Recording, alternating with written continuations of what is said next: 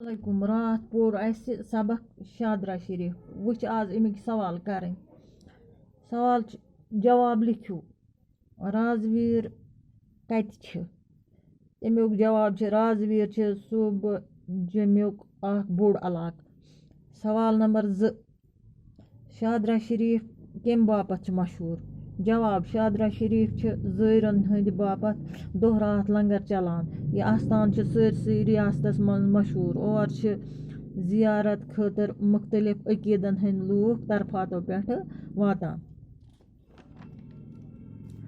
सैयद गुलाम शाह बादशाह संदिस नावस पे राजवीर मज साइंस तो टेक्नोलॉजी यूनिवर्सिटी कायम करना आमुत। अमि किन शादरा शरीफ मशहूर। सवाल नंबर 3 बाबा गुलाम शाह बादशाह साहब कत जाय। जवाब बाबा गुलाम शाह बादशाह रावलपिंड मज जामुत। सवाल नंबर 4 बाबा गुलाम शाह साहब नावस पे कुस तलीमी इदार राजवीर मज कायम करना आमुत। जवाब बाबा गुलाम शाह साहब नावस पे राजवीर मज साइंस तो टेक्नोलॉजी यूनिवर्सिटी कायम करना आमुत। सवाल नंबर 5 बाबा गुलाम शाह बादशाह कर राजवीर आमुत। जवाब बाबा गुलाम शाह बादशाह 1765 ईस्वी मज राजवीर आमुत।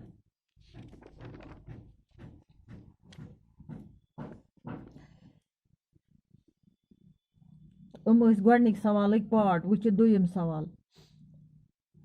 सही जवाब चरियो सराय गो अत ऑप्शन दित लकुट शहर बोड़ मुल्क गाम अत जवाब लकुट शहर सराय गो लकुट शहर।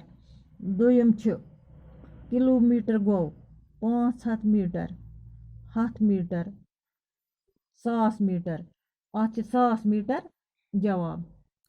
त्रेयम प्रोस रियासतों बादशाह ये दित रहीम खान गुलाब खान रुस्तुम खान। सही जवाब रुस्तुम खान।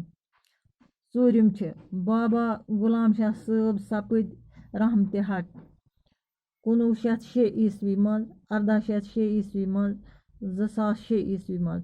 सही जवाब 1806 ईस्वी मज।